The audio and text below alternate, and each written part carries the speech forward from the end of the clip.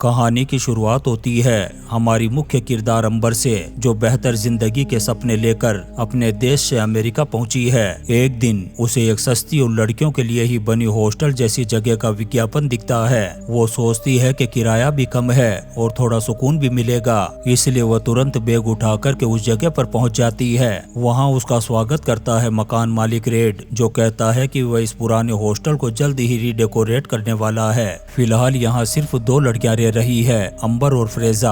अंबर खुश थी कि आखिरकार उसे अपना छोटा सा ठिकाना मिल ही गया, लेकिन रात होते ही अजीब सी चीजें होने लगी। उसे कमरे में किसी के चलने की आवाज आती। जब वो उठ कर के देखती है तो सामने एक औरत होती है जो घबराई हुई बैठी थी।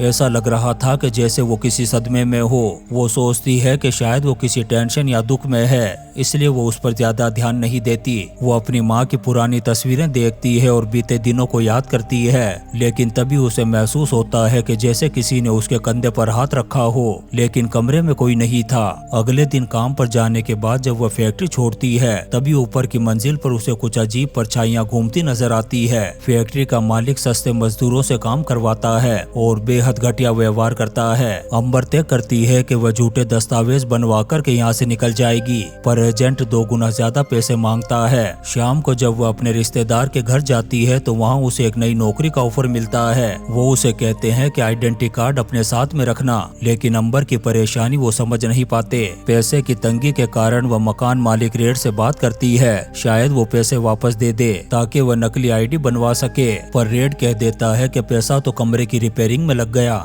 मजबूरी में वो अपनी रूममेट से उधार लेने का सोचती है, लेकिन जब कमरे में जाती है तो दरवाजा खुला हुआ मिलता है, लेकिन कोई भी अंदर नहीं था। उसे लगा शायद वह बाहर गई हो, पर उसे क्या पता था कि उसके जाने के बाद कमरे में कोई अदृश्य मौजूदगी खड़ी थी।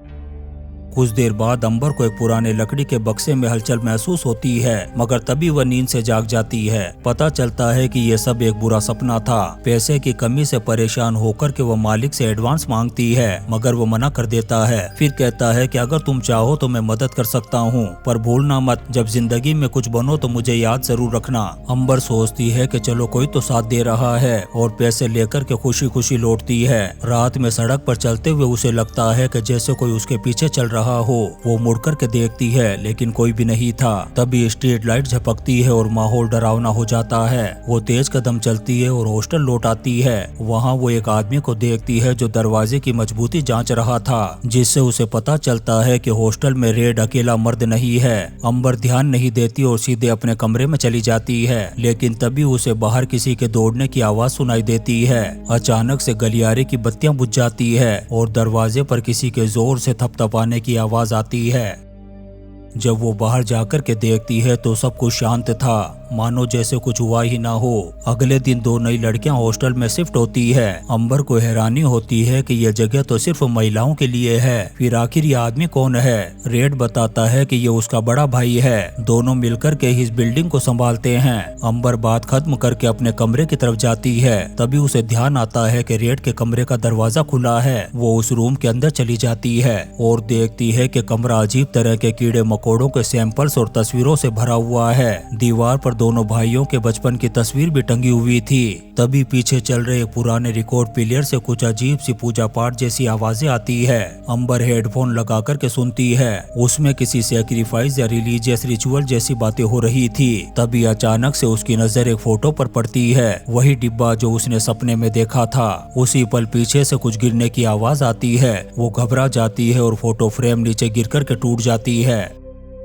वो उसे जल्दी से समेटती है और कमरे से निकल जाती है। अगले दिन अंबर जब फैक्ट्री पहुंचती है तो वहां उसकी दोस्त सिमोना नहीं होती। वो फोन भी नहीं उठा रही थी। परेशान होकर के अंबर बॉस से उसका एड्रेस मांगती है, लेकिन बॉस टाल मटोल करता है और आखिर में उसे नौकरी से निकाल देता है। अब उसके पास ना तो पैसा था और ना ही काम। वह टूटे मन से हॉस्टल लौट आती है। रात में जब वह नहाने के लिए जाती है तो उसे नाली में से किसी के कराहने जैसी आवाज सुनाई देती है। वो नल को बंद करके ध्यान से सुनती है। उसे किसी औरत की धीमी आवाज सुनाई देती है जो बचाओ बचाओ कह रही थी। डर के मारे वह पर्दा हटाती है लेकिन वहाँ पर कोई भी नहीं था। तभी बाथरूम में अचानक सन्नाटा छा जाता है। वह घबरा कर के बाहर भागती है और टकरा जाती है मकान मालिक रेड से। दोनों के बीच थोड़ी बातचीत होती है। अंबर उससे पूछती है कि क्या फ्रेजा यहाँ से चली गई। वो बताता है कि वो तो कई दिन पहले ही जा चुकी है। फिर मुस्कुराते हुए कहता है कि वो उसका किराया अगले दिन लौटा देगा क्योंकि उसके पास कैश नहीं था। अंबर को राहत मिलती है और वो वापस अपने कमरे में लौट आती है। रात के वक्त उसे एक उड़ता हुआ पतंगा दिखाई देता है और वह जैसे किसी डरावने सपने में फंस जाती है। अचानक कमरे का दरवाजा अपने आप खुल जाता है और बाहर की लाइट टिमटिमाती है और पूरा माहौल भयानक हो जाता है। जब वह हिम्मत करके देखती है तो सामने वाले कमरे में एक परछाई जैसी औरत खड़ी होती है। वह ध्यान से देखने की कोशिश करती है, तभी जमीन पर खुद ब खुद पैरों के निशान बनते चले जाते हैं। इससे पहले कि वह कुछ समझ पाती, उसके सामने दो डरावनी आत्माएं आकर के खड़ी हो जाती है और जोर जोर से झगड़ने लगती हैं। लेकिन कुछ देर बाद सब कुछ शांत हो जाता है। अंबर डरते हुए नीचे जाती है और देखती है कि उनमें से एक आत्मा जमीन पर घुटनों के बल बैठी हुई रहम की भीख मांग रही है। ये सब देख कर के वो बुरी तरह से घबरा जाती है। जल्दी से अपने सामान को समेटती है और फोन करती है अपने मामा को और कहती है कि प्लीज मुझे आकर के यहाँ से ले जाओ। लेकिन उसके मामा शहर से बाहर होते हैं। वो कहते हैं कि अगर तुम्हें कोई परेशानी है तो मेरे दोस्त से मिल लेना। अब अवैध प्रवासी होने की वजह से अंबर पुलिस की मदद नहीं ले सकती थी। मजबूरी में वह हॉस्टल छोड़ देती है और सर्द रात में सड़कों पर भटकने लगती है। कड़ाके की ठंड और खाली जेब ने उसकी हालत खराब कर दी थी। आसरा न मिलने पर वो RECD को फोन करती है लेकिन कोई जवाब नहीं मिलता।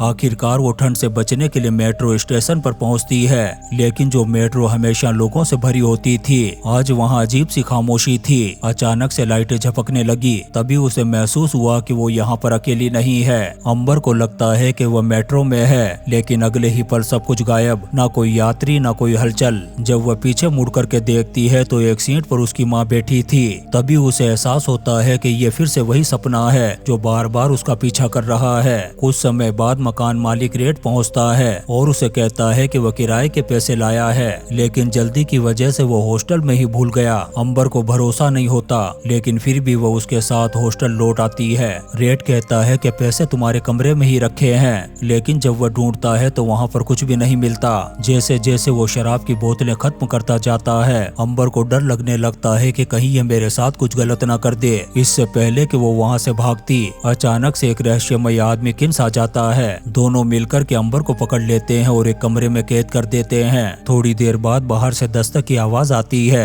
बाहर वो दो नई लड़कियां थी जो कुछ दिन पहले यहाँ पर शिफ्ट हुई थी। वो दोनों भी बुरी तरह से डरी हुई थी क्योंकि उन्हें भी रात रात भर किसी की बचाओ बचाओ जैसी आवाजें सुनाई देती थी। इन तीनों को लगने लगता है कि जरूर रेड और किन्सी रात को कुछ गुप्त रिवाज करते हैं। वे प्लान बनाती हैं कि दिन निकलते ही यहाँ से भाग जाएंगी। तभी अंबर को बहुत सारी परछाइयां दिखाई देती है जो उसे ही घूर रही थी, लेकिन अगले ही पल सब गायब हो जाती हैं। तभी अंबर को अपनी माँ दिखाई देती है जो बाहें फैलाई उसे अपनी तरफ बुला रही थी। तभी रूममेट उसे हिला करके होश में लाती है। वह फिर से एक बुरा सपना देख रही थी, लेकिन असलियत और सपने में फर्क मिट चुका था। ये तीनों रेड और किन्सी से बचने की कोशिश करती हैं, लेकिन दो मर्दों के सामने तीन कमजोर औरतें क्या कर पाती। तभी घर के बाहर घंटी बजने की आवाज सुनाई देती है। बाहर खड़ा था अंबर का मामा। अंबर दौड़ करके खिड़की की तरफ झांक करके देखती है। रेड झूठ बोल करके टालने की कोशिश करता है, मगर बेटों की नजर अंबर के उसी जैकेट पर पड़ती है जो उन्होंने उसे दी थी। अंबर शीशा तोड़ देती है और टूटे कांच की आवाज बेटों तक पहुंच जाती है।